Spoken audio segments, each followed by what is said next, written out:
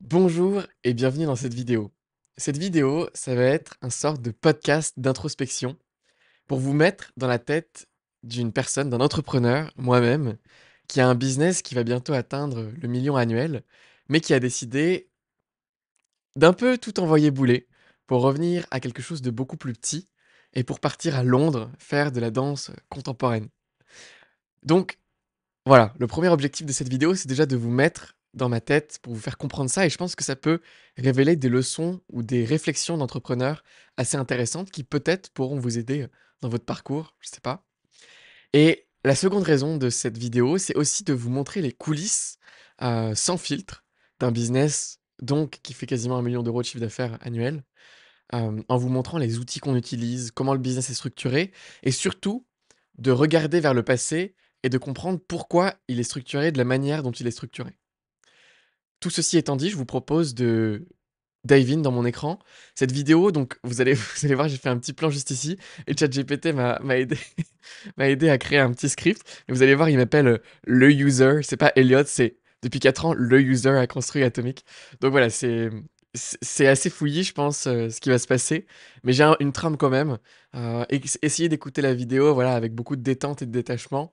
Je fais surtout cette vidéo pour moi, parce que à chaque fois que j'ai fait des grosses transitions comme ça dans ma vie ou mon business, j'ai jamais fait l'effort de de prendre l'essence du business à ce moment-là et de le capturer. Souvent, je perds même les pages du site, je perds les textes qu'on a écrits et donc je suis souvent déçu parce que je peux pas documenter, je peux pas expliquer aux gens les évolutions. Donc là, j'ai vraiment envie de le faire, j'ai envie de dire: «OK, on va le 13 octobre 2024 à 10h55 heure de Londres, faire un snapshot du business pour que dans le futur, je puisse revenir dessus et comprendre comment c'était fait et pourquoi c'était fait comme ça». Donc je vous propose de commencer cette vidéo par un petit peu de contexte. Donc moi, ça fait, 4 ans que j'ai créé Atomic. Aujourd'hui, Atomic, c'est quoi? On va regarder le site pour comprendre un peu ce que c'est. C'est déjà 14 formations en ligne asynchrones. On en a sur la productivité et la prise de notes, on en a sur le business et on en a sur la création, voire même sur la méditation. C'est même pas affiché ici, mais on en a aussi une sur la méditation qui est sortie, cet été. 14 formations en ligne. C'est juste énorme. Pour une team de 10 personnes à maintenir, waouh, c'est vraiment, vraiment beaucoup. On a aussi 2 programmes en ligne asynchrones. C'est des programmes de 6 mois, dans lesquels je suis tous les 2 investis. Incubateur pour apprendre à créer un business aligné et Perspective pour apprendre à faire une sorte de PhD nouvelle génération où pendant 6 mois, vous allez travailler tous les jours pour devenir expert de votre sujet et créer votre propre perspective, votre propre méthode. Donc voilà ce que c'est aujourd'hui. Il y a également, une newsletter hebdomadaire, des contenus, sur ma chaîne, quasiment une vidéo, hebdo aussi et puis des masterclass, gratuites. On en a un certain nombre et on en a en réalité beaucoup plus qui sont affichées, juste que celles qui sont affichées juste ici et surtout le gros truc, c'est qu'on a une communauté en ligne, avec pas mal d'événements. Vous voyez, là, c'est les événements qui viennent de passer, mais il y en a quasiment, tous les 2 3 jours, vous voyez, 19, 17, 16, 13, 11, quasiment tous les jours, voilà, il y a des ateliers participatifs qui ont lieu, auto-organisés par la communauté. Donc je vais vous expliquer aussi dans cette vidéo comment ça a été, lancé cette communauté et pourquoi il y a aussi des hubs présentiels où il y a des rencontres un peu partout, en France. Voilà, donc des super rencontres qui ont l'air très sympathiques. Je suis jamais allé, malheureusement, en présentiel, mais ça a l'air très sympa. Voilà et pas mal d'autres trucs qui se passent. Voilà, donc ça, c'est pour le snapshot un peu global de ce qu'est Atomic à l'heure actuelle. Donc maintenant, le truc, c'est que ça fait 4 ans, moi, que je développe cette entreprise et peut-être pour comprendre le contexte actuel, il faut remonter un peu dans le passé pour comprendre l'évolution qu'Atomic a subie, et donc pourquoi, en fait, on s'est retrouvé dans une situation qui aujourd'hui me plaît pas et pourquoi cette situation me plaît pas. Donc, au départ, Atomic, c'était simplement une formation sur la prise de notes, qui s'appelait à l'époque Atomic Thinking. Donc moi, j'ai commencé quand j'avais 17 ans, même 16 ans et demi, je crois, 16 ans et demi, 17 ans, quelque chose comme ça, à faire des vidéos YouTube sur la prise de notes. J'étais, un lycéen asocial, sans amis, voilà et ma première vidéo, voilà, donc il y a 3 ans, comment ne plus rien oublier grâce à un second cerveau. J'ai enchaîné comme ça un certain nombre de vidéos sur la prise de notes et en fait, ça a assez bien marché puisque au bout de seulement 3 mois, j'ai atteint 1 000 abonnés Au bout d'un an, j'en avais quasiment 10 000 et au niveau du revenu, ça a suivi de manière, assez similaire parce qu'en 3 mois, je faisais déjà quasiment 10 000 € dans le mois de chiffre d'affaires et ça a jamais vraiment descendu en dessous de ce threshold. Donc c'était, excusez-moi pour les anglicismes parce qu'en plus je suis à Londres maintenant, donc ça fait que s'auto-amplifier. Mon grand-père déteste, mais c'est comme ça. Hem, donc ça fait que s'auto-amplifier, le chiffre d'affaires autour de cette formation sur, la prise de notes. Au bout d'un an, à vendre cette formation, à faire des vidéos sur le sujet, oui, j'ai continué comme ça, heu et bah, je me suis dit: «Et tiens, si je lançais une seconde formation?» Et j'ai commencé à lancer une formation sur, heu, la productivité. Bah, oui, parce que j'arrivais à être extrêmement productif en ayant le lycée, plus en faisant 2 vidéos par semaine à l'époque, plus en faisant les formations et cetera et j'avais lu beaucoup de livres sur le sujet et je me suis dit: «Tiens, je pense que j'ai une approche relativement novatrice de la productivité». Tout comme pour la prise de notes, c'était un système, voilà, qu'on voit sur le côté là, qui est un système qui est vraiment novateur et qui est vraiment, extrêmement aidant pour les créateurs de contenu, et pour les même les penseurs, quoi.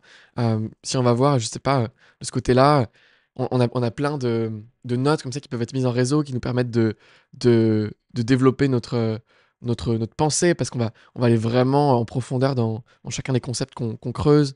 On peut ensuite aller là-dedans, pour ensuite aller sur cette note, pour ensuite aller dans une autre note, pour ensuite, et vous voyez, c'est voilà, c'est très mal vendu, mais c'est un bon système pour gagner en clarté intellectuelle, en sharpness of thinking. Et Atomic Timing, voilà, je pensais avoir un peu un même recul sur le marché avec, voilà, le problème des systèmes de productivité et ce que moi je mettais en place, à la place. Donc j'ai lancé cette seconde formation et ça a très bien marché aussi, en réalité. Alors j'ai commencé à quitter le lycée en terminale pour commencer à aller voyager à travers le monde et à l'époque, j'avais vraiment un business qui me portait dans tous mes projets. Parce que je travaillais seulement 2 à 3 heures par semaine. Tout était construit autour de tunnels de vente, donc ça venait des pubs et un petit peu des vidéos YouTube, mais beaucoup des pubs. Et c'était géré par une agence de pub, donc moi j'avais rien à faire en fait. La formation c'était asynchrone, je faisais pas de coaching dedans. Donc en fait, j'avais du revenu qui tombait, je pouvais faire quelques vidéos YouTube, mais ça me prenait pas beaucoup de temps et le reste du temps, je voyageais. Donc j'ai voyagé beaucoup, beaucoup, ça a été vraiment une des super périodes d'enrichissement. J'ai quand même passé le bac en candidat libre, mais voilà, j'ai été dans pas mal de pays. Puis j'ai été 6 mois en Afrique du Sud, j'ai fait des retraites de méditation, je suis devenu professeur de yoga. Voilà, j'ai fait des trucs cool et j'avais un business qui me portait et ma vie était vraiment centrée autour de toutes mes passions, toutes mes curiosités. Ce qui était génial parce que ça me permettait de faire des vidéos que moi je trouvais vraiment cool, hem, sur voilà pourquoi voilà, j'ai ma vie à Cape Town, j'ai fait une retraite qui a changé ma vie. J'avais le temps d'aller en profondeur dans des sujets comme l'approche de Ken Wilber. Voilà, j'ai aussi acheté une tiny house après. Voilà, j'ai fait plein de trucs. Et puis il y a un moment où il y a eu un switch, donc il y a quasiment un an en fait, où je me suis dit: «Tiens, et si je construisais un business qui était plus gros?» Et en remontant avec le temps, en remontant dans mon journaling, je me rends compte qu'il y a pas vraiment eu de il y a pas vraiment eu de grosses décisions internes de commencer, ça y est, à faire grossir le business. Mais je l'ai quand même fait grossir et je sais pas vraiment pourquoi. En remontant avec le temps, je pense qu'il y avait pas mal de synchronicité. J'ai rencontré des gens qui m'ont dit: «Mais tu devrais vraiment, le faire grossir, créer de nouvelles formations». Donc peut-être ça m'a un peu influencé. En même temps, je pense qu'il y avait un côté, tiens, j'ai envie d'aller dans le jeu de l'entrepreneuriat et voir ce qu'on peut faire en faisant grossir l'entreprise. En même temps, j'ai rencontré, les 2 premières personnes que j'ai recrutées un peu full time. Donc voilà, tout ça s'est un peu aligné et a fait en sorte que je me suis dit: «Tiens, j'ai vraiment envie de faire grossir l'entreprise». Et donc, j'ai commencé à faire des formations en collaboration. J'ai commencé par louer un château pendant une semaine et à tourner 3 formations d'un coup. Il y avait Atomic Content avec Victor Apchi, Atomic Design avec Ben Esenman et Atomic, Community avec, Jean-Michel Cornu et je sais pas où est la vidéo en l'occurrence, mais, elle est quelque part par là. Heu et puis ensuite, j'ai continué à faire des formations en collaboration avec, Atomic, Course, ouais, Atomic non, Atomic Courses, c'est moi. Atomic, Music, Atomic Meditation, et il y avait Atomic Editing par le passé et aussi Obsidian Expert. Vous voyez, j'ai quasiment chaque mois pendant une année sorti une nouvelle formation en ligne asynchrone sur des thématiques, qui sont en fait assez éloignées, concrètement de ma thématique de base qui est simplement la productivité, la prise de notes, les connaissances, l'optimisation, en fait, de soi. Et donc, chacune de ces formations, en réalité, ça a été à chaque fois un défocus un peu plus grand. Ça veut dire quoi? Beh, même à la fin du business, aujourd'hui là, on se rend compte que quasiment 80 des revenus viennent des formations de base, Atomic Knowledge et Atomic Timing. Bah, ouais, parce que c'est le cœur de cible, je sais pas, c'est ce qui fait l'âme d'Atomic, c'est ce pourquoi les gens me connaissent, c'est aussi des formations qui ont beaucoup de bouche à oreille. Maintenant, il y a plus de 1000 personnes qui les ont suivies chacune. Donc forcément, les amis d'amis, viennent, veulent eux aussi vivre l'expérience Atomic Timing, Atomic Knowledge et je pense que c'est des très bonnes formations. Donc il y a un effet de viralité comme ça qui se passe et donc en fait, la plupart des revenus viennent de ces formations-là. Cependant, nous, dans l'équipe, tout notre focus, en fait, était concentré sur sortir une nouvelle formation par mois. Sauf que ces nouvelles formations, elles étaient pas forcément en alignement avec les problématiques que rencontrait l'audience, la base mail qui compte aujourd'hui plus de 100 000 personnes. Donc forcément, à chaque lancement, en fait, on faisait vraiment pas des gros lancements. Pour vous dire, dans Atomic Design, on a fait à peine 10 000 € sur le lancement. Atomic Courses, peut-être plus 30 000 40 000, mais c'était vraiment des tout petits lancements par rapport à un lancement d'Atomic Knowledge où j'ai fait 80 000 € en 3 jours. Vous voyez ce que je veux dire? Donc il y avait vraiment un truc où, en fait, mais c'est pas ce que les gens veulent. Mais nous, on était entêtés un peu à dire, enfin, ou moi, en réalité, j'étais entêté à dire: «Waouh, OK, on va faire, des super formations pour apprendre les gens à vivre de leur créativité. On va leur donner tous les outils qu'il leur faut pour parfaitement vivre de leur passion». Et je me suis dit: «Non, non, non, mais on va créer vraiment une école de formation, avec plein de formateurs et toutes les meilleures méthodes, les plus innovantes du marché français». Et moi, ce qui me faisait kiffer, en réalité, c'était trouver des formateurs qui étaient souvent mes amis, passer une semaine avec eux, filmer des super formations et puis ensuite passer à la formation suivante, quoi. Tout le reste, moi, en fait, j'étais là, en fait, je m'en fous un petit peu, quoi. Mais donc petit à petit, ce qui s'est passé, c'est qu'on a eu un nombre croissant de complexité et de projets, jusqu'à avoir donc 14 formations asynchrones qu'on devait maintenir, hem, à créer toujours plus de tunnels de vente et à toujours, heu, avoir du coup plus de charges aussi, parce que plus de personnes dans l'équipe. L'équipe, je vais vous la présenter dans un instant, mais vous voyez, il y a 10 personnes là, qui sont dans la structure. Donc toujours plus de charges évidemment. Par mois, à la fin, on devait générer quasiment 60 000 € par mois juste pour payer les charges. Ce qui est complètement délirant. Mais c'était voilà, c'est évidemment parce que je sais pas piloter une boîte, hein, tout ça, hein. C'est que quelqu'un qui sait piloter une boîte, il regarde ça et il se dit: «Mais c'est débile ce que tu as fait». Mais oui, c'est débile. Mais moi, je sais pas piloter une boîte. Moi, j'ai commencé juste en partageant ma passion, donc puis j'ai pas un MBA quoi que ce soit, vous voyez? J'avais 18 ans au moment où j'ai fait tous ces choix-là, donc bon, forcément, c'est un petit peu, compliqué quoi de comprendre bien comment piloter une boîte. Hem Donc, du coup, on a fait une complexité croissante dans les formations, les projets, l'équipe, les charges, si bien qu'à un moment, beh, forcément, voilà, moi, je me retrouve, étranglé, quoi et c'est ce que ChatGPT nous dit très bien ici. Hem Le user se sent prisonnier de la structure qu'il a créée avec des coûts fixes et une complexité croissante. L'entreprise nécessite beaucoup de gestion pour simplement couvrir les charges, éloignant le user de sa passion initiale. Partager des idées, lire et transmettre des connaissances. Le user décrit un cercle vicieux où la création de nouveaux produits et le besoin d'embaucher plus de personnel conduit à des responsabilités de gestionnaire, un rôle dans lequel il ne se sent pas à sa place. Voilà. Donc ça, c'est la situation dans laquelle on s'est retrouvé. Et ce qui s'est passé aussi, c'est que le chiffre d'affaires a progressivement baissé, en réalité, alors qu'on on faisait toujours plus de formations, plus de lancements. Parce que, beh, comme je vous disais, le 80-20, ce qui rapportait les revenus, c'était les formations, prises de notes. Mais nous, dans l'équipe, il y a personne qui était, en train de gérer les projets liés à faire grossir cette formation prise de notes. Le tunnel tombait quasiment à l'abandon. On remplaçait plus les pubs, je faisais plus de contenu là-dessus, j'en parlais plus. Et donc petit à petit, en fait, la source de revenus principale, qui faisait le 80-20 des revenus, et de l'audience, on a commencé à l'oublier pour se consacrer sur des trucs comme Atomic Méditation ou Atomic Music, qui sont des projets purement passion, purement kiff, bah, qui ont rapporté évidemment aucun chiffre d'affaires pour maintenir 10 personnes dans l'équipe. Donc du coup, petit à petit, en fait, on s'est retrouvé à être dans une situation très compliquée où, en fait, on a fait 3 mois à profit négatif cet été, où j'ai dû remettre, quasiment, 40 000 € de ma poche dans l'entreprise pour que la trésor continue pour qu'on soit pas en faillite, quoi, concrètement. Et donc, waouh!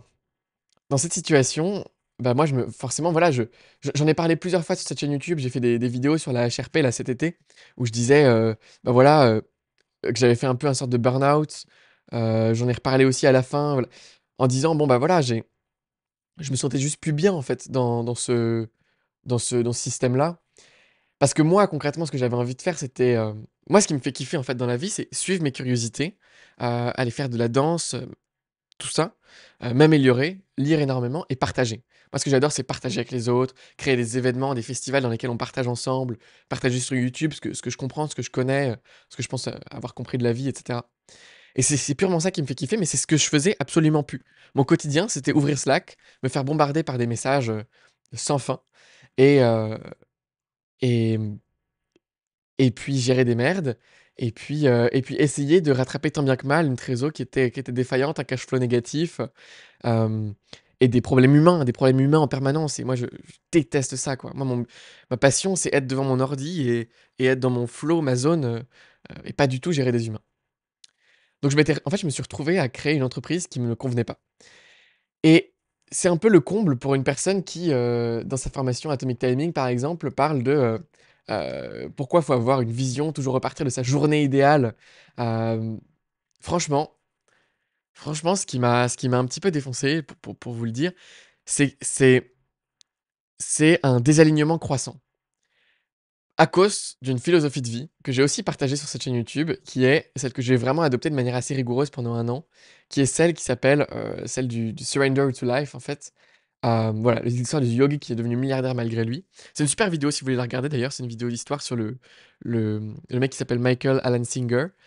En gros, il dit simplement, bon, si la vie a réussi à nous amener, en tant qu'espèce, à créer des avions pour voler de continent en continent, à aller sur la Lune en construisant des fusées, à créer le langage, si un humain peut naître de 2 gamètes qui se rencontrent et s'auto-organiser pour devenir un organisme aussi complexe, c'est qu'il y a un télos, une pulsion évolutionnaire sous-jacente et que la vie a un plan pour nous, quoi. C'est-à-dire, voilà, c'est pas du hasard tout ça, s'il y a eu ces rencontres, cette complexité croissante. Hem et donc, en fait, la vie a un sorte de plan pour nous, quoi, en tant qu'individu, en tant qu'humain. Donc ce qu'il faut faire, c'est se mettre ancré, centré dans son centre, en respirant et écouter ce qui se passe au niveau des signes.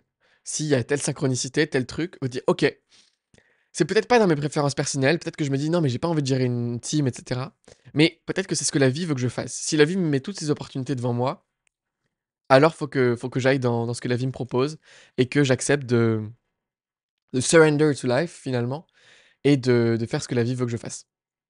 Donc, petit à petit, j'ai j'ai commencé à oublier mes préférences personnelles, donc ma journée idéale, ce que j'avais vraiment envie de faire, ce qui me faisait concrètement kiffer et j'ai commencé à simplement, bah, suivre le flow de la vie et donc recruter de plus en plus de personnes, faire de plus en plus de projets. Jusqu'au point où en fait, juste, je pouvais plus le supporter. J'avais la narration interne de me dire: «Non mais en fait, c'est juste que je suis pas assez bon. Il faut que je devienne meilleur, il faut que» l'entrepreneuriat, c'est un défi où il faut toujours s'auto-améliorer. Il faut passer, à la version supérieure de soi-même. Donc c'est à moi, en fait, de devenir, meilleur en gestion humaine, avoir une meilleure énergie pour gérer tous ces projets, accepter le fait qu'il y a des contraintes, embrasser les contraintes, embrasser la lenteur, embrasser l'inertie du paquebot d'une entreprise. Et donc je me disais tout ça, je me disais: «Mais je suis pas assez bon, je suis pas assez bon, je suis pas assez bon, faut que je m'améliore». Jusqu'au moment où en fait c'était trop et j'avais plus de plaisir dans la vie, quoi. Et donc, on en est arrivé à un point, je me suis dit: «Voilà, faut que je fasse un changement». Je vous jure, on progresse dans l'histoire petit à petit. Je sais que je tourne un peu en rond, mais mais on avance. Le user va bientôt passer à une phase, supérieure.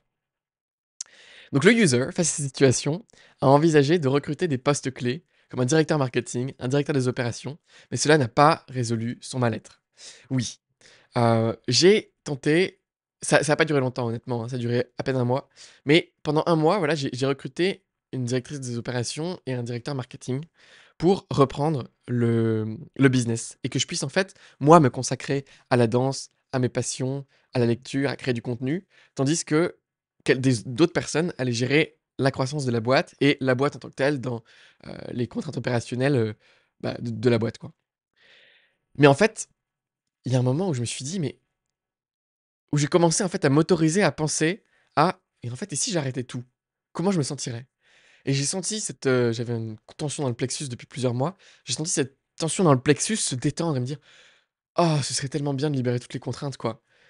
J'ai senti aussi que c'était pas parfaitement aligné parce que c'était une part de moi qui parlait, qui était, en une part qui pouvait plus s'exprimer, parce qu'elle était, comment dire? asservi et étouffé par une autre part de moi qui voulait, tout contrôler, aller plus grand, justement, faut s'améliorer, faut devenir meilleur. Juste la part qui était là: «Mais non, mais j'ai juste envie d'être un artiste, j'ai envie de kiffer la vie, j'ai envie de» et cette part-là, du coup, a pu s'exprimer d'un coup et donc waouh, elle m'a fait sentir un énorme soulagement, mais c'était pas forcément le truc le plus aligné à faire non plus.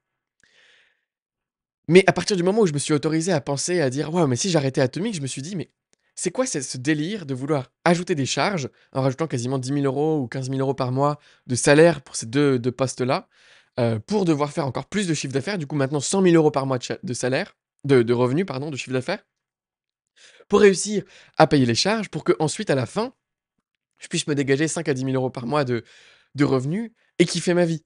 En ayant toujours des merdes parce que c'est enfin, une boîte, même si tu as quelqu'un qui gère, peu importe les promesses qu'on va te faire, c'est comme si tu as un appart. Si tu organises une fête chez toi, les autres vont dire: «Oui, OK, on va t'aider à nettoyer». On sait tous qu'à la fin, s'il y a un verre cassé, c'est nous qui ramassons, la merde sur le mur, le cocktail, c'est nous qui devons le nettoyer. C'est notre appart à la fin, c'est nous qui gérons les merdes. Bah, là, c'est pareil pour une boîte. Oui, tu auras une personne qui va faire tampon, mais non, à la fin, c'est toujours toi qui gères. Donc j'avais l'impression de retomber dans, vous savez, dans ce piège du pêcheur mexicain. C'est cette histoire du gars qui est sur la plage, en train de pêcher simplement avec sa femme et qui fait et il y a un businessman qui lui dit qui lui dit: «Mais tu veux faire quoi dans la vie?» «Bah, moi, je veux juste, être sur la plage, pêcher et kiffer avec ma femme». Il dit: «Ah bah, c'est génial alors, tu vas créer une boîte de poissons, comme ça tu vas pouvoir embaucher des gens, structurer ta boîte pour que tu puisses ensuite t'en libérer, revendre ta boîte, avoir quelques millions sur ton compte en banque et puis ensuite tu pourras être avec ta femme sur la plage et pêcher du poisson». Il dit: «Mais attends, tu es en train de me dire qu'il faut que je fasse tout ça alors que je pourrais juste pêcher du poisson direct?» Et c'est exactement ce que j'avais l'impression d'être en train de faire. Je me disais: «Qu'est-ce que je veux faire? C'est quoi ma journée idéale?» C'est faire de la danse, explorer mes passions, créer des chorégraphies, créer des festivals, et lire énormément et partager mes découvertes. OK, donc tu vas créer une boîte, tu vas recruter des gens, pour avoir un revenu, pour que bah non, je vais juste le faire direct, en fait. Je vais juste le faire direct et donc en l'espace de un mois, là, c'était un mois qui était assez, intense, je dois vous dire, mais bah, voilà, j'ai dit aux 10 personnes de l'équipe: «Bah, on va arrêter de travailler ensemble, j'arrête Atomic». Donc voilà, c'est fait. Il y a plus personne dans Atomic maintenant. Hem, Plus personne, littéralement. Il reste enfin si, il reste Charlie, mais qui est plutôt un associé et une nouvelle personne que j'ai embauchée qui est mon bras droit qui s'appelle Emmanuel, et Jean-Charles avec qui on collabore. Mais donc il y a 2 personnes avec qui on collabore et mon bras droit. Donc vous voyez, c'est on passait de 10 personnes à une personne avec qui je travaille en day to day et 2 personnes, qui sont mes associés, enfin mes comment dire? Mes collaborateurs quoi, c'est des collaborations fluides. Mais qui ont leur propre boîte, voilà. Donc c'est plus une collaboration qu'un truc où il y a une réelle relation de: «OK, je dois m'assurer que on gagne assez pour, te payer, quoi». Hem, donc voilà, donc j'ai viré tout le monde et j'ai dit: «Bon, bah, voilà, on va se concentrer sur l'essentiel». Et donc le user a choisi une voie qui est de proposer un modèle, pour vivre de ses idées sans tomber dans la gestion complexe d'une entreprise. Donc je vais peut-être vous présenter rapidement ce vers quoi on est allé. Et ensuite, je vous présenterai le reste de comment était structuré le business pour que vous ayez plus de contexte sur Atomic parce que c'était quand même le but de cette vidéo.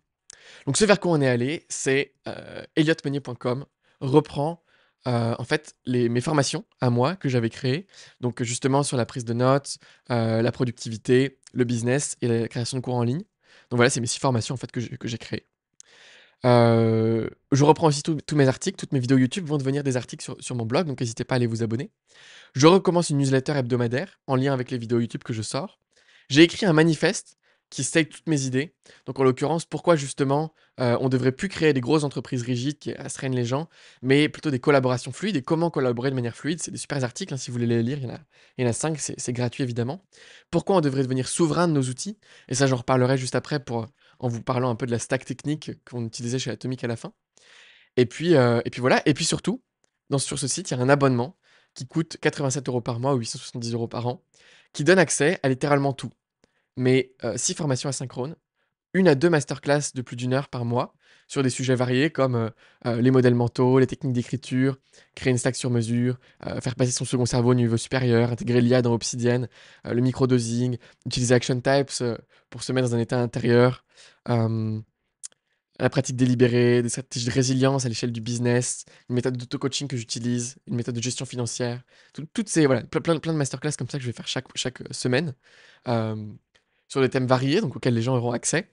l'accès à des réponses personnalisées, une sorte de FAQ où je réponds en vidéo, puis un petit groupe de discussion, voilà. Donc j'ai créé cet abonnement-là, et pourquoi j'ai fait un modèle d'abonnement? En fait, parce que j'en avais marre de voir le business comme un finite game. C'est-à-dire que dans Atomic, j'avais l'impression d'être exclusivement en train de jouer pour gagner. Finite and Infinite Game, si vous connaissez pas, c'est un concept qui a été développé par, enfin dans un en fait, ça a été développé par Simon Sinek, je pense en premier, er mais en réalité, ça a été popularisé par, James P. Cars, voilà celui-là. C'est un super livre d'ailleurs si vous voulez le lire. Et en gros, il dit il y a 2 types de jeux. Les jeux qui sont joués pour être gagnés, dans le but d'être gagnés, et les jeux auxquels on joue dans le but de continuer à jouer sur le long terme. Et le fait de se dire on est dans un type de jeu ou l'autre, on prend des décisions complètement différentes. Nous, dans Atomic, on était complètement dans un million de finite game.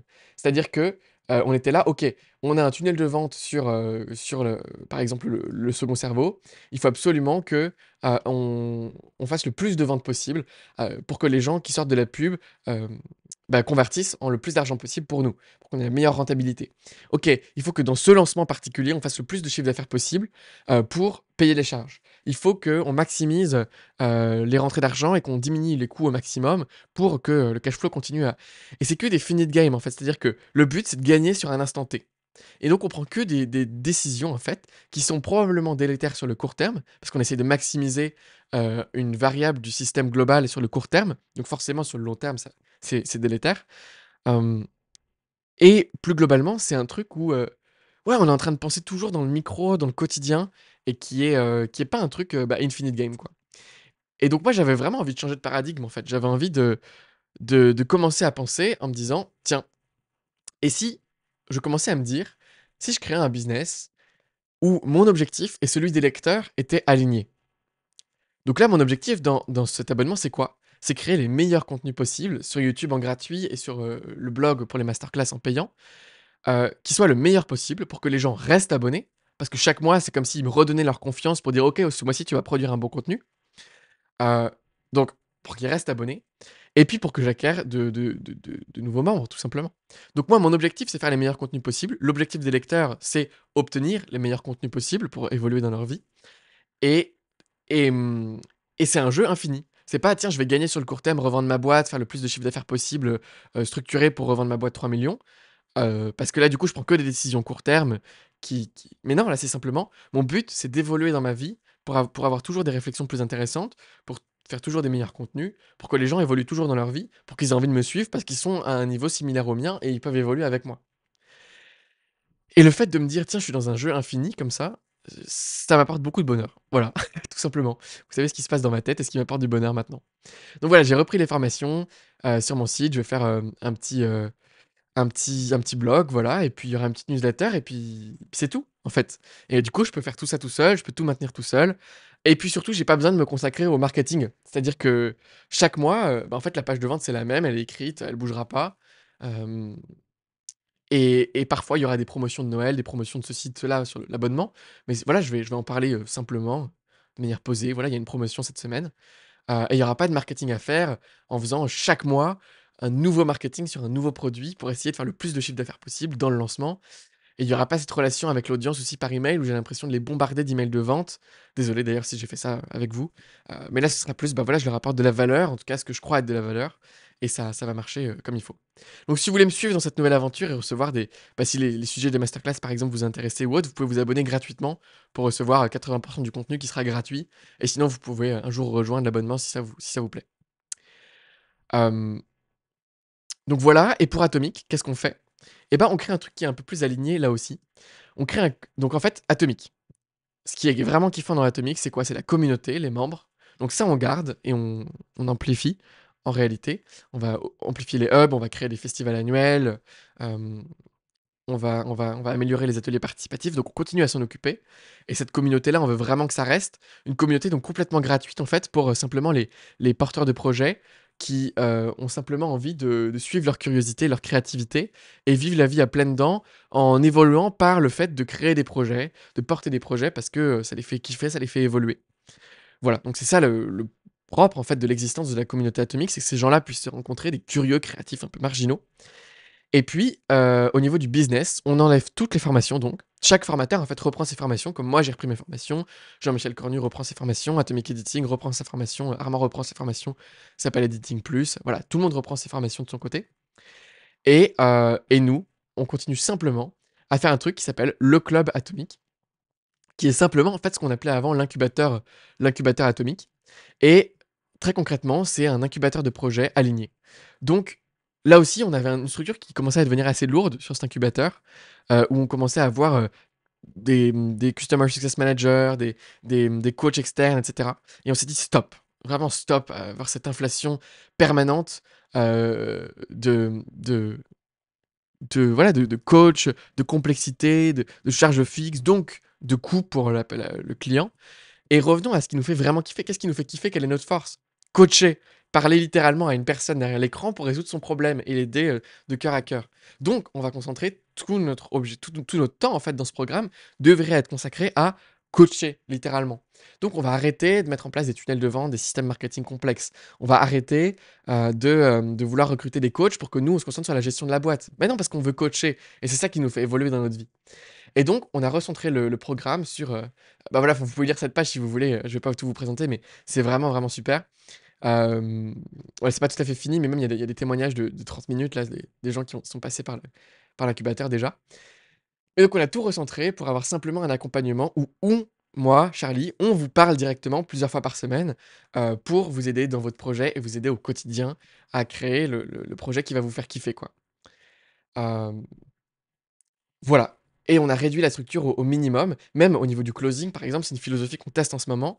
C'est dire, bah, en fait, on n'a plus envie de faire d'appel de closing, parce que en fait, ce qui se passe, c'est que quand tu viens dans un appel de closing avec un closer au téléphone, l'objectif du closer, c'est littéralement de te faire sortir la carte bleue, quoi.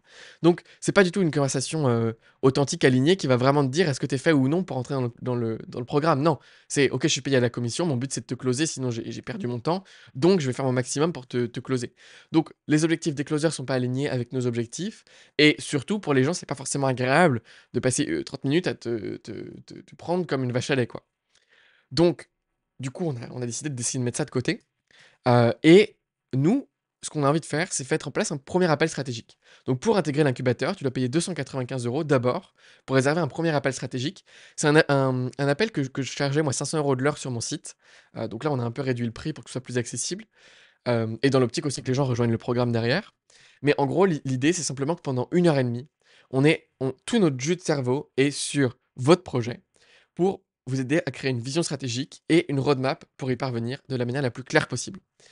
Et une fois qu'on a fait ça, et ben, on dit: «Bah, voilà, nous, on pense qu'on peut t'aider» ou «OK, on pourra pas t'aider dans l'incubateur, mais on pense que tu devrais faire ça». Et si, du coup, comment dire? Enfin, l'entretien s'est bien passé et la personne a envie de rejoindre l'incubateur et nous aussi, on a envie de l'intégrer, alors à ce moment-là, la personne peut rejoindre le club, et on passe dans une phase de 6 mois avec le cœur de l'accompagnement, et puis ensuite, la personne peut rester à vie si elle veut, en payant la cotisation mensuelle du club pour venir toujours aux événements. Là, on va en faire un dans le désert dans quelques mois, un autre chez nous, en Aveyron, dans la salle de danse et ainsi de suite. Voilà, je sais pas si c'est clair, mais du coup, en fait, là, on essaye de tester des nouveaux modèles pour essayer de créer des entreprises les plus alignées avec nos journées idéales, justement, que possible. Donc voilà pour le club atomique et puis on a aussi, rédigé le manifeste pour savoir, bah, là, c'est quoi qu'on fait, pourquoi on le fait, pourquoi enfin voilà, on se place comment nous, c'est quoi l'auto-observation intérieure, la méthode de coaching talisman qu'on a développée, pour, pour avoir une vision claire de ce qui se passe en nous. Voilà toutes les méthodes qu'on a développées. Si vous voulez lire le manifeste, il est dispo sur le site aussi. Donc voilà, bon le site est pas fini, hein, là je suis en train de le construire au moment où je vous parle, mais voilà en fait ce que ça devient en fait tout ce délire. Et puis on avait un programme qui s'appelait, Atomic Perspective, enfin qui s'appelle toujours Atomic Perspective, et on l'a transformé simplement en perspective.ac. J'ai pas encore créé le site, je vais le faire là cet après-midi. Mais, mais voilà, ce programme continue et va se développer de son côté. On a beaucoup, beaucoup d'ambition sur ce projet.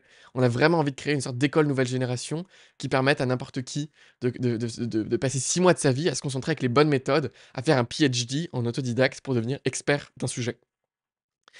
Et je pense que c'est enfin là, on est dans la première cohorte et on voit là, c'est juste magnifique ce qui se passe donc moi je suis trop content de faire ce projet-là, tout comme Atomic, enfin tout comme l'incubateur, le club atomique pardon, tout comme mon site perso donc là voilà, on repart sur des projets, menés à la joie par le cœur, heu, avec des structures donc qui sont, tourner autour de nos journées idéales et plus qui nous astreignent, comme des robots.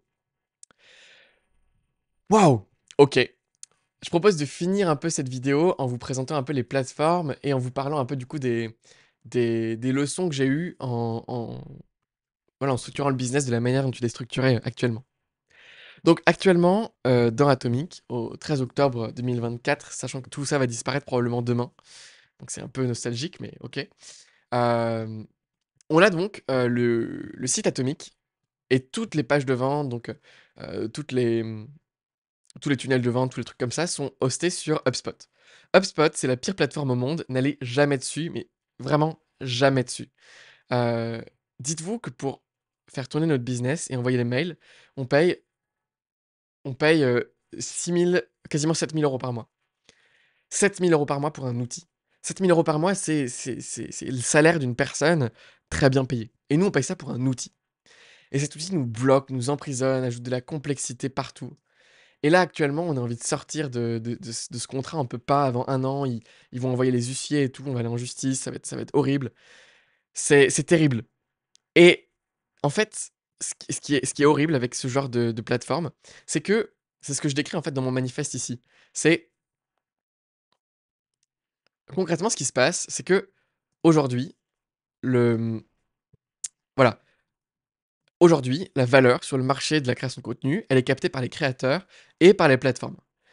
Et on est tout le temps dépendant d'une plateforme. Si un jour l'algorithme change et décide de plus nous mettre en avant, ou décide de shadow ban notre chaîne, ou même de ban tout court notre chaîne, bam, on n'a plus de source de revenus. Si ça démonétise nos vidéos parce qu'on a fait un bad buzz, on n'a plus de source de revenus, on est hyper dépendant d'eux, etc. Donc, dans tous les cas, si vous êtes créateur de contenu, il faut reprendre le contrôle sur votre audience en créant une liste mail, en amenant les gens sur votre propre plateforme. Mais le truc, c'est que ce dont on se rend pas compte et ce qui est un peu insidieux, c'est que la plupart des gens croient qu'ils possèdent leur audience. Par exemple, les gens vont créer un Substack et ils se disent: «Tiens, je possède mon audience, c'est génial», et cetera. Mais en fait non, Substack, si vous exportez votre audience, vous allez repartir d'un taux de délivrabilité absolument nul. Vous possédez rien, le truc est dans un format propriétaire, c'est pas facile à exporter. Vous êtes pas du tout souverain en fait de votre création de contenu et vous êtes pas libre non plus et Substack en réalité prend un fee, je crois, de 10 ou 5 je sais plus, mais 10 sur vos ventes. Si vous faites 100 000 par an, ça fait 10 000 € par an, ou si vous faites 1 000 000, ça fait 100 000 € par an de coûts de plateforme. C'est énorme. Ça capte beaucoup trop de la valeur ajoutée par rapport à la valeur que ça apporte.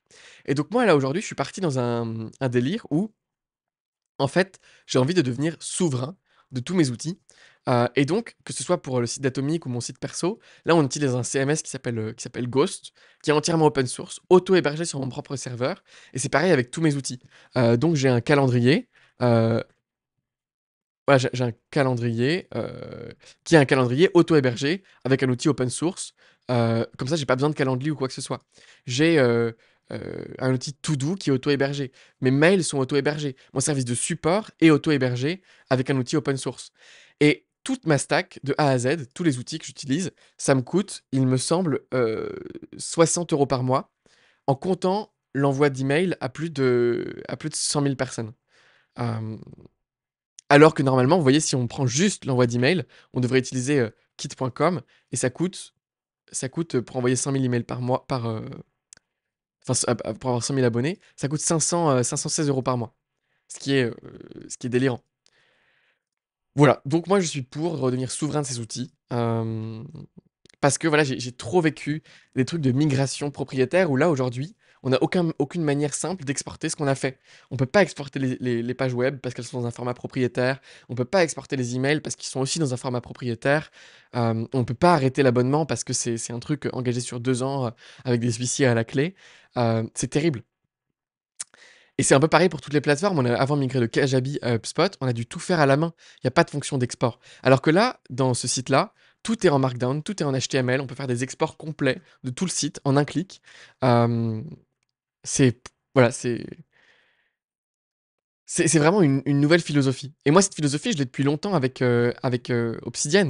Parce que moi, pourquoi j'ai choisi Obsidian? C'est parce que c'est un logiciel de prise de notes, non pas open source, mais qui stocke toutes tes notes en local sur ton ordinateur. Donc moi, j'ai littéralement un dossier sur mon desktop, dans mes documents, qui s'appelle Second Brain ici, où il y a toutes mes notes. Et ces notes, je peux les ouvrir avec n'importe quel, hem, c'est un très mauvais exemple ce que je viens de faire, mais voilà, que je peux ouvrir avec n'importe quel, logiciel. Je peux l'ouvrir avec Obsidian, mais aussi avec, TextEdit, n'importe quoi. et donc qui sont ultra portables. Toutes mes notes, je peux les ouvrir, je pourrais encore les ouvrir dans 100 ans parce que c'est un format qui a pas de formatage propriétaire. Alors que si vous êtes sur Evernote ou d'autres choses comme ça, vous serez dans un format .nx qui est propriétaire à la plateforme et donc vous pourrez jamais exporter, vous serez en fait jamais souverain de vos notes. Or là, dans vos notes, vous construisez un capital intellectuel. Et c'est comme si vous disiez: «OK, je vais mettre plein de machines dans une usine, ou plein de processus documentés, mais l'usine peut prendre la flotte à tout moment parce qu'il y a une rivière qui peut monter à côté». Bah non, c'est pas un truc résilient quoi, tu vas tout perdre et ça sert à rien. Enfin, je sais plus qui Orelsan par exemple dans son documentaire avait des milliers de notes sur iCloud, bam, il a tout perdu d'un coup du jour au lendemain, alors que c'est toute sa richesse créative depuis 10 ans. Bah non, c'est pas une manière de penser et je suis à peu près convaincu que c'est pareil pour quand on crée un site web.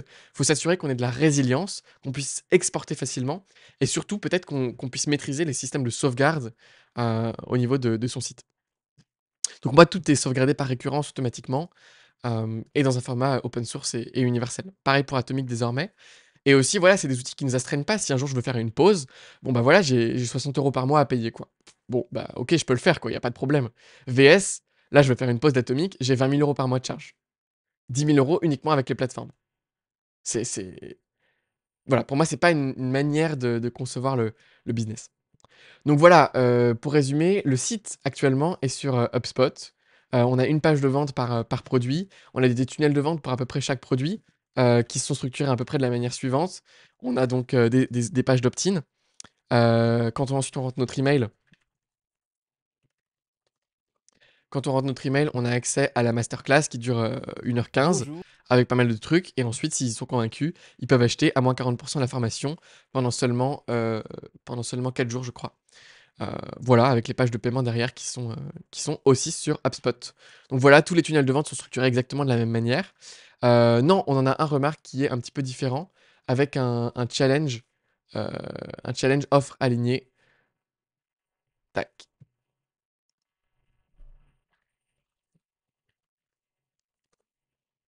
Voilà, un challenge à 7 €, offre alignée qui dure 7 jours.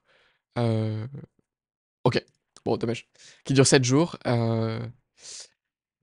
et qui ensuite à la fin te permet de créer un début d'offre alignée et ensuite les gens qui ont fait ça, on les appelle pour leur vendre les programmes, un peu plus à étiquette. Et pour les programmes à étiquette, pour l'instant, on n'avait pas encore vraiment de tunnel de vente.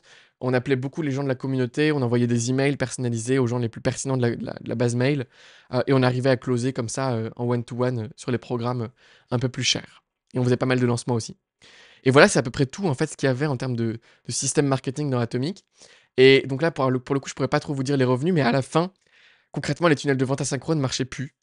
Pendant 2 3 ans, j'ai fait quasiment 40 000 € par mois récurrents, avec 30 000 € de marge nette, heu, non 20 000 € de marge nette plutôt, heu, ouais, sur, simplement la formation productivité, plus la formation timing en upsell. Donc c'est vraiment un truc qui peut marcher, qui peut donner une liberté extraordinaire. Quand on a trouvé un tunnel de vente qui marche, c'est vraiment une machine à imprimer de l'argent, qui tourne en arrière-plan et dont on n'a pas besoin de s'occuper, quoi, si on arrive à bien déléguer la gestion des pubs, quoi. Donc c'est vraiment une liberté extraordinaire. Mais à la fin, quand on maintenait plus les pubs et que moi j'avais plus ma tête à ça et que personne dans l'équipe avait ça, bah, forcément les tunnels de vente ont un peu voilà, une décroissance progressive et donc bah, petit à petit on a plus fait de vente en fait et donc bah, voilà, aujourd'hui on est arrivé à un point où, les derniers mois peut-être que ça faisait 5 000 € de marge nette en fait, ça et donc ce qui faisait vraiment du cash les derniers mois, c'était les programmes. Je pense qu'au niveau des programmes, bah, le mois dernier on a fait peut-être, quasiment 100 000 avec les programmes en septembre. Le mois d'avant, peut-être, 40 000. Le mois encore d'avant, c'était un gros lancement, peut-être 80 000. Donc vous voyez, les programmes rapportaient pas mal de sous quand même. Et après, on faisait des lancements sur différentes formations. On relançait, on a fait des soldes, en mai, non, en juin et on a fait, 60 000 en 3 jours. Donc vous voyez, en fait, voilà, les lancements, enfin, on faisait quasiment tout le chiffre d'affaires et on n'avait plus de tunnel de vente. Mais vraiment, voilà, la philosophie à adopter si vous voulez un business de ce type-là, c'est essayez quand même que le 80-20 de vos revenus ne soit pas dépendant d'un lancement, parce que c'est trop stressant, quoi. Essayez, si vous voulez avoir un gros business avec une équipe, d'avoir des revenus récurrents qui sont liés à des systèmes marketing fiables, diversifiés, comme des tunnels de vente sur plusieurs produits, à partir de plusieurs pubs et de plusieurs sources d'acquisition comme, YouTube, Facebook et cetera, pour pas qu'on vous bloque votre compte Facebook et que vous perdiez, la rentabilité de votre tunnel de vente parce que croyez-moi, j'ai vu beaucoup d'amis à qui c'est arrivé et c'est pas cool. Donc voilà, je divague énormément, mais voilà, c'est pour vous donner pas mal d'infos, en bloc. Hem, Donc voilà pour la plateforme, je pense que j'ai un peu couvert, le tour, les systèmes marketing. Voilà, on avait aussi un gros problème dans Atomic, c'est qu'on avait un énorme manque de tracking, de suivi et de KPI. Donc moi j'ai vraiment piloté à vue la boîte pendant tout le temps où je l'ai piloté, quoi. Et c'est seulement à la fin, quand j'ai commencé à essayer de recruter une directrice d'opération et tout, qu'on a commencé à essayer de mettre en place un tableau, de KPI. Donc KPI, c'est quoi? C'est, indicateur clé de performance, Key Performance Indicator. Donc en fait, pour chaque business, il y a des indicateurs clés qui montrent la performance. En l'occurrence, pour un tunnel de vente, ça va être, le taux de conversion, la rentabilité du tunnel, et cetera. Et donc notre objectif, chaque mois, ça va être de surveiller ces Key Performance Indicators et d'essayer de les optimiser de mois en mois, en essayant de faire des hypothèses. Qu'est-ce qui marche pas? Qu'est-ce qui pourrait faire qu'on améliore ce KPI? Et donc on l'améliore, petit à petit. Et ça, on l'a pas du tout fait pendant 3 ans. J'avoue que je savais même pas combien on dépensait par mois et combien on gagnait par mois. C'était vraiment tout, au flow. Mais ça m'allait très bien. Moi, j'aime pas du tout gérer des boîtes, en fait. C'est vraiment le truc que je déteste. J'aime bien dire aux autres comment le faire, donc je sais comment le faire, mais je le fais pas. Heu, donc heu, donc je l'ai pas fait. C'est pour ça qu'on a été en profit négatif, évidemment, et que j'ai embauché trop de gens avant d'avoir stabilisé le revenu. Hem, mais donc un mais donc voilà, du coup, dans l'idée, dans un business, il faut absolument avoir, une dizaine de KPI qu'on traque et qui, si on arrive à les faire augmenter, vont augmenter le chiffre d'affaires du business. Voilà, ça c'est ce qui fait qu'un business est sain, en fait, et nous, on n'avait pas du tout ça. Donc c'est pour ça aussi que, mois par mois, en fait, je me rendais pas compte, mais les tunnels décroissaient. Moi, je m'intéressais plus du tout aux tunnels, des gens étaient responsables des tunnels, mais faisaient pas un bon boulot. Donc petit à petit, en fait, ça il y a eu une décroissance et on n'a pas réussi à remonter, quoi. Donc voilà pour tout ça. Je crois que vous connaissez un peu la base du site. Maintenant, passons à la communauté pour que je vous présente un peu ça, mais peut-être avant ça, présentons, voilà, peut-être, le Metaboard. Donc au niveau de la structure, il y avait donc une personne qui gérait la compta, une personne qui gérait le service client, une personne qui gérait la communauté.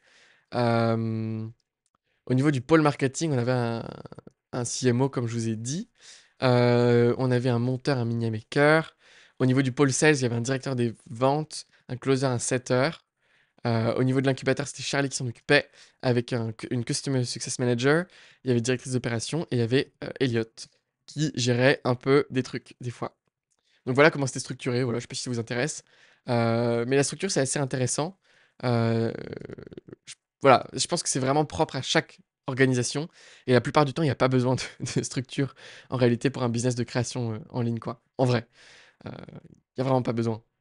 Si le business est bien fait et que c'est vraiment efficient, que tout comme un mouvement, s'il est bien efficient, il y a pas besoin de de se muscler énormément et de construire énormément de tension autour du mouvement. Là, c'est pareil. Si l'intention du business est claire, le mécanisme de vente est clair, la promesse, la perspective est claire, il y a vraiment pas besoin de beaucoup de structure autour du business pour qu'il fonctionne. Heu, voilà, tout comme un mouvement, ce qui fait la force dans le mouvement, c'est l'organisation pour avoir la force, et c'est pas du tout la tension musculaire et la tension qu'on va mettre autour, à quel point on va pousser, en fait, dans nos muscles superficiels, qui va faire la force du mouvement. Bah, là, c'est pareil pour une boîte. On a beau mettre toute la tension qu'on veut, en créant une structure verticale, horizontale, libérée, peu importe. Si l'intention est pas claire et l'organisation dans les pensées, dans la puissance de la boîte est pas là, c'est pas avec une structure qu'on va obtenir une puissance. Moi, je suis convaincu qu'avec, Atomic, je peux faire 4 fois le chiffre d'affaires en étant tout seul. Voilà. Parce que juste, mon intention n'était pas claire, je me suis laissé disperser, j'ai pas réussi à enfin, voilà, j'ai créé toute une structure, qui crée de la tension, de la rigidité et justement qui nous a fait passer en mode fini de game. Au lieu de simplement faire augmenter le chiffre d'affaires, voilà. Aujourd'hui, en réalité, si j'avais fait les bons choix stratégiques, mais ça m'a pris énormément, donc je regrette rien. Mais si j'avais fait les bons choix stratégiques, tout au fil de mon parcours, en ayant les bons modèles mentaux et en restant ancré, en méditant tous les matins et cetera, avec les bons modèles mentaux qu'aujourd'hui je connais pour rester aligné, je pense qu'aujourd'hui le business serait à 3-4 millions et je serais tout seul, quoi. Enfin tout seul avec, 2 personnes comme voilà. Mais donc du coup, c'est ce qui va se passer dans 1 an, mais voilà, il y a eu une période de tension quoi, entre les 2.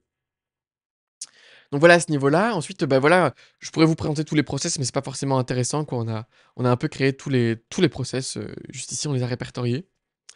Heu, voilà, les process de closing, les how to, heu, voilà, donc tout ce qui fait tourner la boîte en fait c'est marqué juste ici. Donc c'est bien, c'est documenté et ensuite, qu'est-ce qu'on peut noter? Bah, voilà, on avait une one sheet, mais je vais pas forcément vous le dire, ça sert pas à grand chose quoi. Mais voilà, c'était les documents internes que j'avais sortis là. Passons maintenant à la communauté du coup, comment elle est structurée? Et bah, voilà, moi j'avais une grosse vision en fait, à la fin d'Atomic, c'est ça qui me plaisait le plus, je dirais. C'est en fait, je me suis dit: «Le futur du marketing, c'est vraiment les communautés». Pourquoi? Bah, parce qu'en fait, le SEO va mourir, l'IA va tout remplacer, l'accès à l'information, c'est une commodité. Le marketing agressif, bah, tout le monde aujourd'hui sait faire des grosses promesses, tout le monde a lu le livre d'Hormozy, c'est facile. Mais ce qui va faire la différence, c'est vraiment, le monde digital qu'on arrive à créer autour d'une perspective assez claire. C'est la première re 1 facteur et le second facteur, c'est le sentiment de communauté qu'on arrive à recréer, les connexions humaines authentiques entre humains. C'est vraiment ça, moi, je pense, qui va faire la différence dans les années à venir. Et donc je me suis dit: «Moi, j'ai envie de créer une communauté, un monde en ligne dans lequel les gens se sentent bien». Et donc j'ai pris cette plateforme qui s'appelle Circle, que je vous recommande et je vous recommande pas en même temps. Je vous recommande pas parce que tu peux pas faire pire dans le truc propriétaire, enfermement. Là, nous, on paye, 30 000 € par an pour la plateforme parce qu'on a l'application mobile, et on est enfermé, on peut pas arrêter le deal, on peut rien exporter. Heu, c'est vraiment horrible, en fait, ce genre de philosophie, vous l'aurez compris.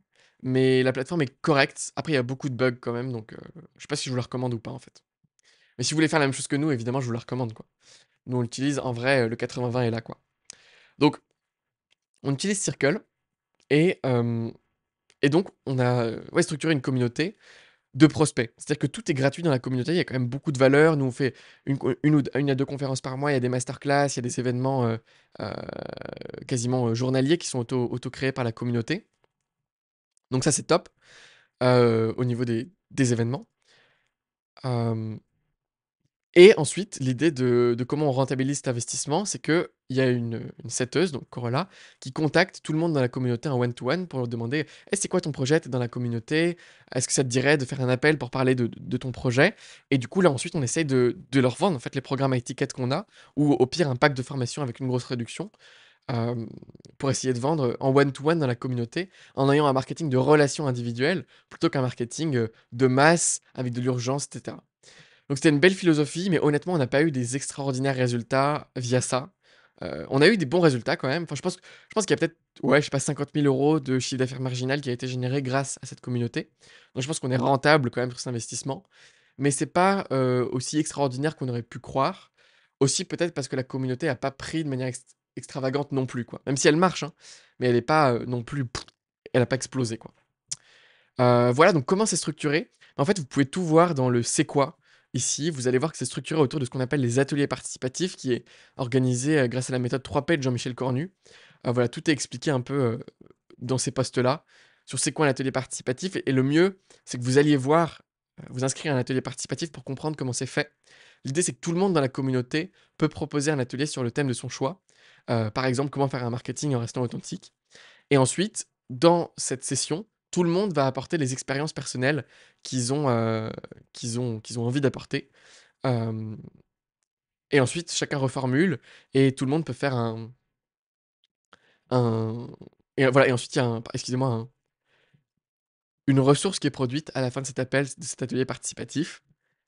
Hop, juste ici. Donc ça crée de la valeur pour tous les membres de la communauté. Voilà, c'est une super manière en fait de se retrouver et de réfléchir en intelligence collective autour d'un sujet. Et donc, la communauté est principalement organisée autour de ça, heu et donc c'est assez cool. Voilà, pour faire simple. Donc voilà, c'est structuré autour de ça. On a aussi des hubs en présentiel dans chaque ville, donc dans la plupart des villes de France qui sont sur cette carte-là actuellement. Il y a un hub en présentiel et donc les gens peuvent se retrouver pour partager des moments conviviaux. Heu, voilà et donc il y a un hub dans chaque ville et il y a un ambassadeur de hub qui organise des événements dans chaque ville et ça donne lieu à des événements assez sympas, je pense. Donc heu, donc voilà, c'est assez cool et après dans la plateforme, on a aussi toutes nos formations donc qui sont listées, ici et là, c'est un peu fouillé parce qu'on en a énormément des formations, mais vous voyez un peu le principe. Voilà, je crois que c'est tout, pour cette vidéo. Je pense que ça a fait un bon snapshot de ce qu'est Atomic au 13 octobre 2024.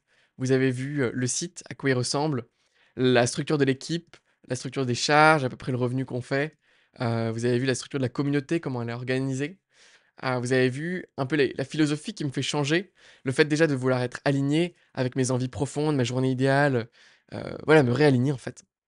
Faire des choses, à l'envie, voilà. Essayer de créer la structure minimale, ce truc de, si vous avez fait des arts martiaux, vous voyez exactement ce que je veux dire, mais la puissance vient de l'organisation et pas de la force et pas de la tension. Donc, en fait, on peut faire ce qu'on veut avec la structure qu'on veut. Il faut simplement la designer en fonction de vraiment ce qui est nécessaire. Hem, voilà. Et puis ensuite, le truc de devenir souverain, c'est assez important. Et puis peut-être le dernier truc que j'ai envie de dire, c'est ce truc d'open world marketing. J'en avais marre donc d'être dans des finite games, de closed world marketing, c'est-à-dire d'être dans des entonnoirs de vente fermés où on essaie de maximiser le chiffre d'affaires sous 7 jours grâce à l'urgence. Et j'ai plutôt envie de passer aujourd'hui dans un open world marketing où simplement je crée un monde digital qui est tellement agréable pour les gens ont tellement envie de visiter que les gens sont en mode bah ouais, vas-y, en fait, je crois en ce que tu dis, j'aime ce que tu dis, c'est vraiment formidable. Et donc, bah, vas-y, je m'abonne parce que je suis impressionné et j'ai envie de rester, et de vivre dans ton monde digital, en fait. Et c'est vraiment ça que j'ai envie de créer, que ce soit avec, mon site Elliott Meunier ou le site Atomique où on a envie de créer beaucoup de contenu, gratuit sur les méthodes de manifestation qu'on a et cetera. Donc voilà, c'est un peu ce changement de paradigme aussi que j'ai envie de faire. Voilà. Et puis je crois que j'ai tout dit, hein. C'est la fin. N'allez jamais sur HubSpot. Votre stack ne devrait jamais coûter plus de 500 €. Voilà, c'est les principes que je peux vous transmettre. Et ouais, si vous voulez me suivre, franchement, ça me ferait plaisir de vous avoir dans l'abonnement Atomic. Heu, vous inquiétez pas, je ferai des contenus beaucoup plus, organisés que cette vidéo qui était plutôt une vidéo d'introspection. En fait, à la base, c'est même pas une vidéo que je voulais publier. Je voulais juste, faire le tour du site, ouvrir toutes les pages pour que les gens enfin voilà, pour que je me souvienne un peu comment c'était, l'énergie qu'on avait. Et je me suis dit: «Bah, tiens, je vais la faire en public» et du coup, sans préparer, enfin, juste avec ça et ChatGPT qui m'a appelé le user, j'ai parlé en public sur tout ce contenu. Donc j'espère que cette vidéo vous aura apporté un petit peu de valeur, hem et n'hésitez pas à me dire ce que vous pensez de tout ça en commentaire. J'espère que vous me suivrez dans la prochaine aventure et je vous souhaite une excellente journée. Ciao.